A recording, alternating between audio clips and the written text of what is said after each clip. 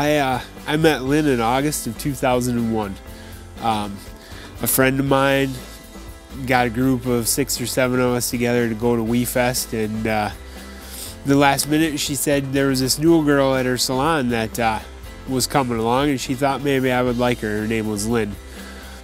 I wasn't in the search for a man, I guess you could say, so I just remember Kelly was interested in Joel's friend Jim at the time, so I was very excited to see what this Jim character looked like. So we got up there and I met her, and you know, she was a pretty good time, attractive gal. You know, it just kind of hit it off. I felt pretty comfortable around her and thought it'd be somebody that I'd like to get to know. So he was very sweet and attentive to me. The thing I remember most about the weekend was a friend of Kelly's was along, and she was giving Joel a hard time about being so attentive to me, and I guess I didn't realize that he was until she said, "Are you gonna wipe her butt for her too?" But we made plans to get together that weekend, and she came over and she was dressed pretty nice, and as she pulled in the driveway, I was thinking to myself, you know, this is going to be pretty cool. We're going to have to go look for my lost dog, and this girl's wearing slacks and a nice shirt. I don't remember what our original plan was to get together and have this first date. And when I showed up, I learned that his dog had run away. So of course, I was all concerned about the dog and where he went, and so we had to find him. Drove about halfway across town, and finally there he was, tied up in the front of some lady's yard. So we took him home and got him all settled in, and went and made her some supper. And at that time, my trademark meal was a Marie Callender pot pie.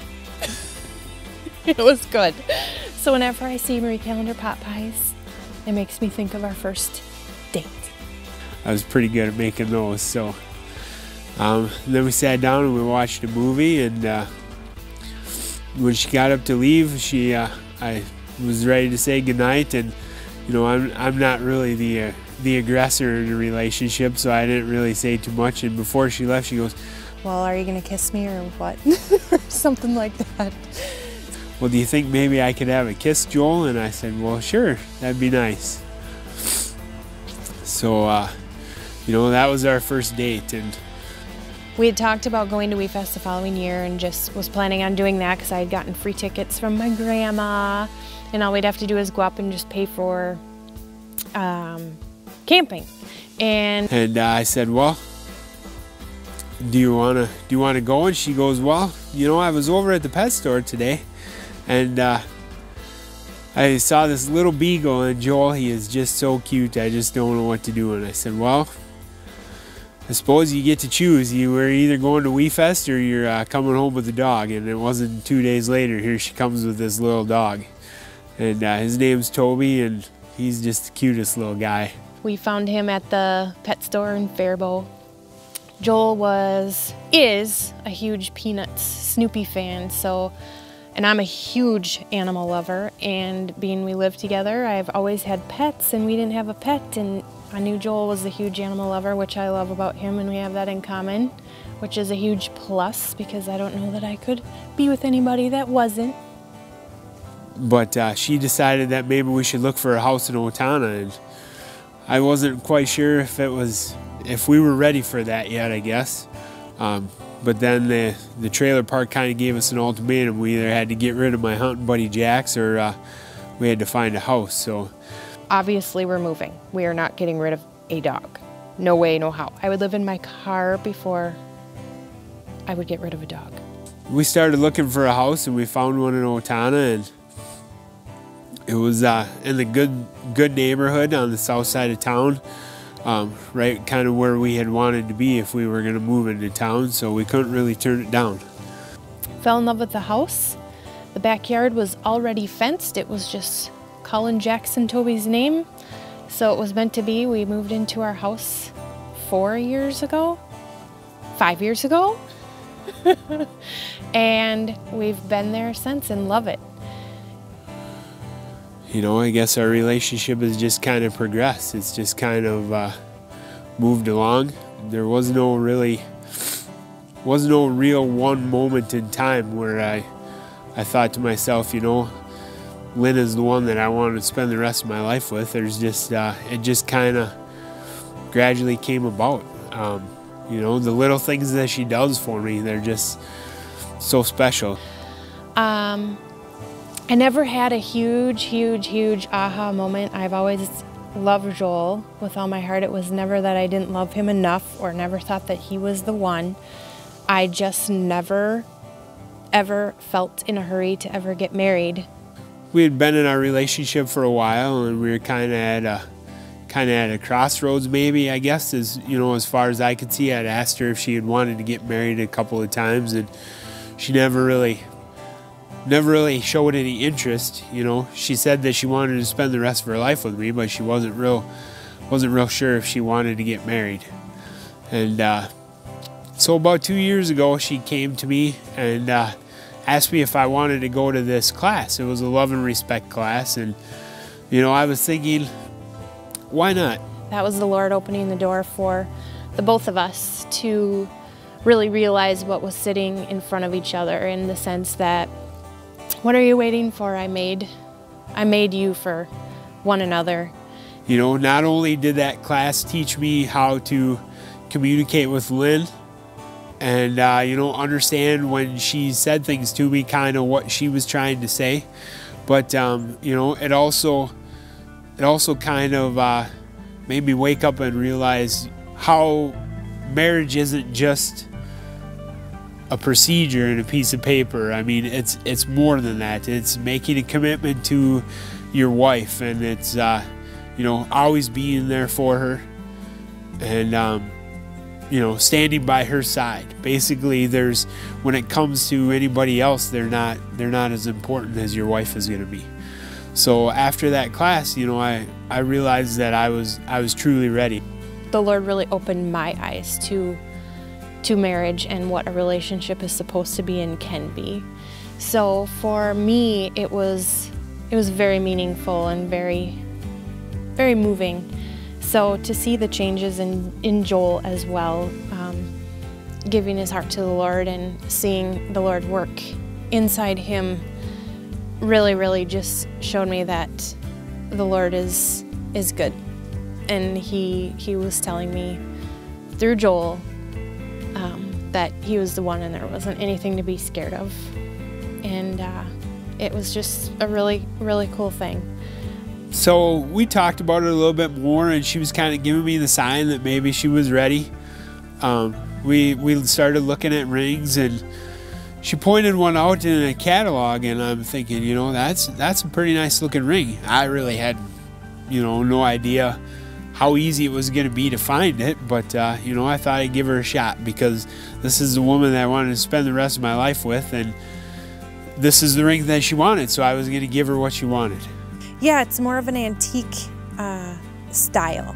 So it's a band with the metal is what makes the ring more antique looking instead of the diamonds. So I love it all in itself. There's nothing that needs to be changed in it or a band added to it or anything. It's perfect. So I love it. I've never kept a secret from Lynn throughout our whole relationship. One time for her 21st birthday, I planned a surprise birthday party, and I kept that secret, but that was the hardest thing I'd ever done. This was even harder. I will know when Joel's going to propose because he cannot keep a secret. Monday went by, I still didn't do it. I will just know. Tuesday went by, and I still didn't do it. Well, anyhow, it was one night after dinner. We were going out on the pontoon for a little booze cruise, I thought, and the guys were fishing because they're big fishermen. So it's sunset, we're all getting ready to go out, have a drink, just hang out and have fun together. So I get on the pontoon and my sister takes my camera from me, and I didn't really think anything of it. I thought she wanted to snap some photos.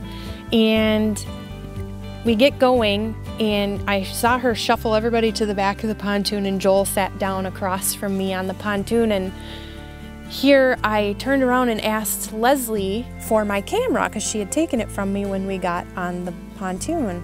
And I asked if I could take a picture because the sun was setting and it was just a beautiful scene. So I asked her and she said no.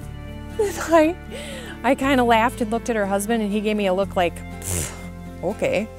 So I just, whatever, I just sat back down and said, all right, and just enjoy the view. I said, well, you take a picture then for me. So anyhow, eventually Joel was looking across the pontoon from me, sitting on the bench there. I was feeling pretty nervous. I hadn't really thought of, I tried to think about what I was going to say, but I'm not very good with words. So, I was just going to kind of wing it. And just kind of kneeled on the floor across over to me, and I kind of looked at him and he had this look of just nervousness and really funny face. And I went over and I was shaking. I couldn't believe how bad I was shaking. He was just shaking so badly, and he came over to me and he was touching my legs, and I was just looking at him, and I asked him, what the bleep is wrong with you? Joel, what the F's wrong with you? And I'm like, it didn't really catch me off guard because, if something's out of the ordinary, she'll say that, sometimes she swears like a drunken sailor. Wondering what the heck was going on, and then he started talking. He pulled the ring out of his pocket and pulled one knee up then.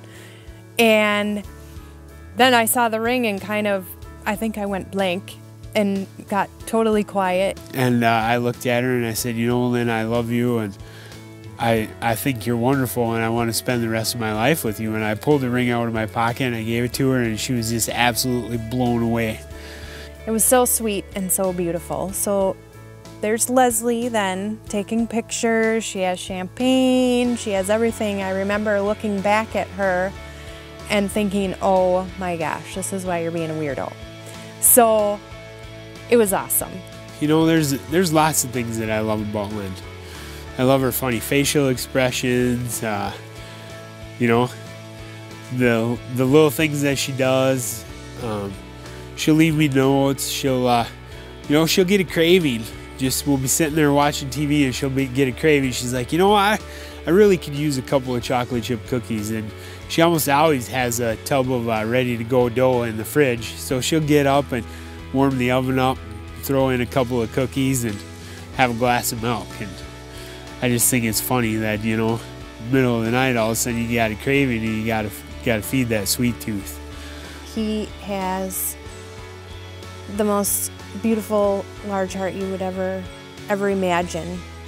Once you get past the chatty exterior of his personality and take the time to get to know him, he would do anything for anyone.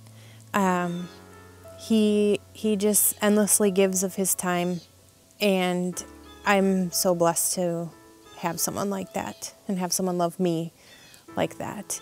She cares about our dogs. If we ever have kids, I don't know what it's going to be like. If she treats them even more pampered than our dogs, the kids are going to be super spoiled, because our dogs pretty much get whatever they want.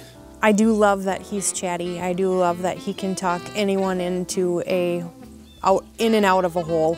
She'll leave me a note or send me a text message. I'll be having a crappy day, and there'll be a text message there when I get done work or when I get up in the morning from the night before that says, how much she loves me and how much she's looking forward to spending time with me. And when we're in a hurry and we need to get going, you just have to, we're going, we gotta go. I'm halfway out the door and he's still going, and then I feel rude because I've already left and here he is talking. Here, I'm back, I'm gonna say bye again for the third time. Okay. She prays every day, not just for herself, but for family and for people around the world. I mean, she has a great relationship with the Lord, and she's taught me that. He's very polite. He couldn't be rude to anyone, and I get caught up in being in a hurry sometimes and having things so scheduled, and he settles me down a little bit. He likes to go spur of the moment. I'm kind of one that has to have everything planned out just so, and he just takes it as it comes and goes with the flow. So that helps me settle down a little bit, I would say. I really love her patience. She has a ton of those. It's just so crazy. She'll sit down and start using the computer, and you know, maybe 2 or 3 minutes in, something won't go right, and she'll you know, she's got a few choice words, and she's like, geez, why won't this thing work? I just don't got time for this. And it's like, you know, just relax a little bit, calm down. We're watching TV, we're using the computer, you know, no need to get all excited. We got time. Joel compliments me in a lot of different ways, and I love that. I always give him crap, and I always don't agree with him when he gives me a compliment about how I look or how I whatever.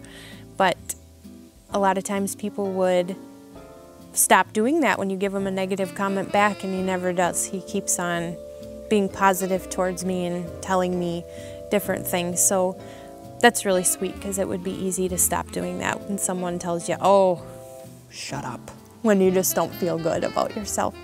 So I appreciate that about him. I'll be sitting in the living room watching TV, and she'll be out in the kitchen, you know, she might be baking up some homemade cookies, a little flour, a little sugar, and she got the batter going, and all of a sudden I'll hear this, oh, wow, that's just not how it's supposed to go. She'll start banging cupboards around and clanking bowls, and I'm like, what's going on? She's like, this cookie dough just isn't working out the way that it's supposed to. Or if she, you know, closes the dishwasher and happens to get her finger in there, she'll start slamming stuff around and freaking out, and it reminds me absolutely of her dad. I mean, if something happens, all of a sudden he just blows up, and he's banging stuff, and it's just the funniest sight in the world. And it, you know, sometimes I get a little upset, because it's like, you know, there's no reason to get all bent about something little just like that. But, you know, other times I'll just laugh at her, because it just blows my mind how she can just freak out over something just so little. I love that he finishes every project that he starts. And I love his organizational skills so much that I have to help him organize. That's always good. One. Maybe one. Or, yeah. Just one. We'll see. If any, just one. Yeah. We'll go with that. If the Lord wants us to have kids, we'll have kids.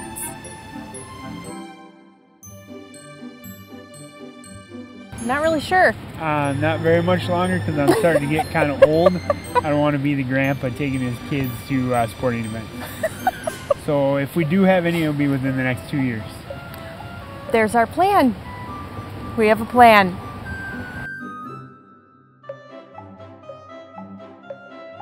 I am. Joel's the messy one. I can be messy, but Joel's the messy one. Unless it comes to laundry, then it's Lynn, because she just throws it in a pile in the basement, and Joel has to fold it and put it away. Sometimes. I hate laundry. I'm the better driver. I'm totally the better driver. Why are you the better driver? I'm not even going to argue, because it's a lost cause. Talking to people like this, looking at the houses over there. Oh, look at how pretty that car is. No. No.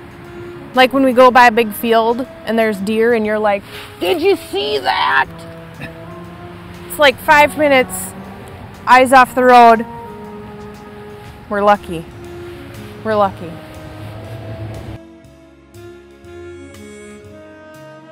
Ooh. Neither one of us. We still got to figure that out. Figure out the finances. No. We both try to do it. There's a bug on me. Ooh. Yeah, we both take responsibility for certain things, and if we have joint things, we talk about them. I mean, basically we're a team, and we work through it together. That's what marriage is about.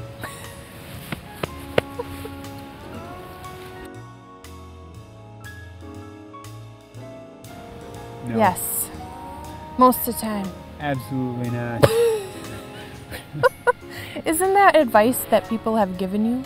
Yep, sure is. That But in our relationship, we communicate and we can come to an agreement, which means that you are not always right, because a lot of times you agree with me. There you have it.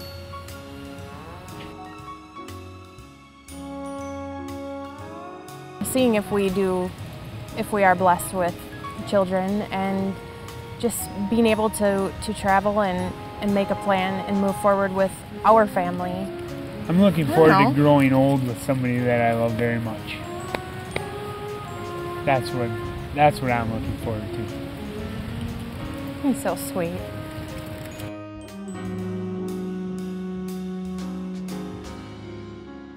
I think we both have strengths and weaknesses that really work well together. I have a lot of patience. Lynn is a very good organizer, and over the last couple of years we've really learned to be open and communicate, which is, I think, very important in a marriage.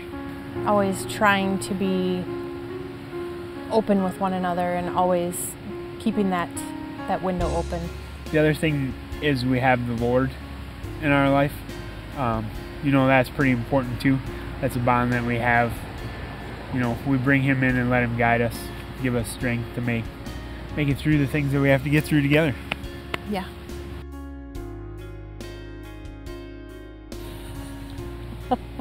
Probably most of the time me. An argument? You start an argument?